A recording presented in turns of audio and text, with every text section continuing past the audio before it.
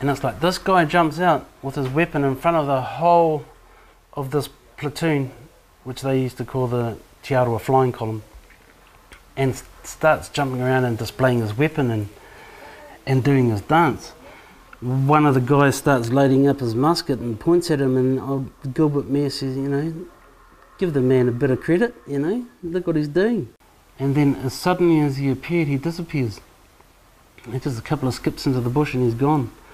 What is sort of interesting is that this guy was fair as white. But the other thing was fully facial tattoo, Māori tattoo. Also the legs, everything, you know. So the interesting thing is there's a very tall white person brandishing a Māori taiaha with a fully facial tattoo, which was only for the ones of high rank. People think everyone got tattoos in the old days. They're wrong. 5 to 10% at the most. You had to be something to deserve, especially a facial tattoo. I was just about to mention old Maggie Papakuta. She was basically what you call a puhi ariki, which means very chiefly woman. She wrote a book called The Old Time Māori, and it's probably the best reference for what went on in the old days anywhere. She mentions Whaka Blondes. You get the word blondes because of a family in here that are all fair-skinned and all blonde-haired. Her best friend was a little girl called Puti Puti. She was fair, she had blonde hair, and there's even a picture of her in this book. Puti Puti's father was of the tangata whenua or the Urikehu clans, okay, which were the people that were basically here before we got here. Well known to be, you know, tall, fair-skinned. This lady, Puti Puti's father, was of that clan. And as for the whānau that are in here, the Tōnahis, they are still around. They are all still blonde. Were these people real or not? They were. We've got a family, you know, who descend from them. Yeah. And I have 3 nieces who were born with red hair as well, but brighter than his. We've got people in New Zealand who were once described as the Whaka Blondes. And these are people who have a different lineage than the Polynesian people. They were the people with red hair, freckled faces. They were distributed throughout New Zealand, and they were Maori, but they had come through a completely different lineage that's much older than any of the Polynesian Maori, and they know where they came from. Legend tells us that their ancestors, in times long passed away, migrated from a hot country. The cause of this exodus was a disastrous war with the dark-skinned folk in which great numbers were slain. They crossed the oceans to Tawhiti Roa, a long skinny land believed to be Central America, and then on to Tawhiti Nui, a very large land, South America.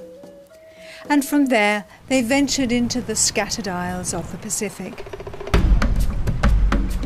This Tuhoi story describes a very different history to the one that asserts that the Polynesians came from Taiwan.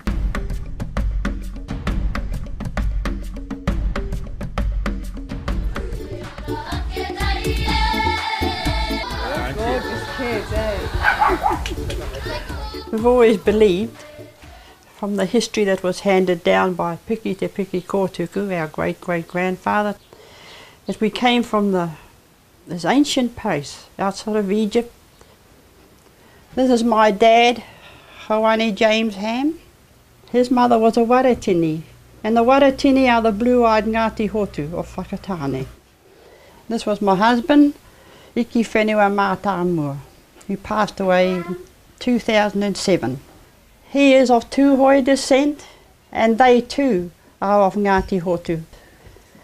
I have here a photograph of my grandmother and my grandfather, Te Araroa Karauti. And my grandmother was red-headed and she had the green eyes, and she was a very fair lady. Well, in 2006 I was at the hearings, and this witness was saying that we were no more, that Ngāti Hotu had been wiped out, eaten out. Well, it was quite hurtful hearing this story, and I was sitting there and I thought, oh, Hell with this. I'm going to take this through the Waitangi Tribunal and prove that we still exist. And I gave my history, and from there I did my DNA with the Geographical Society DNA Registrar.